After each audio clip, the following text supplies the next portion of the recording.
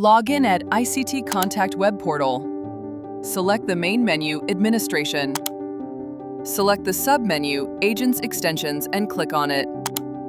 Click on the Add New button on the top right side. Page will open. Enter the required information in the desired fields. Extension. Enter the agent name. Write agent number. Select Forward to External Call Center.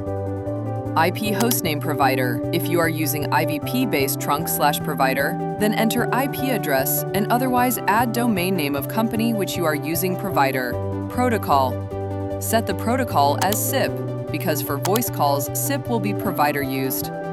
Enter the username and password of your provider.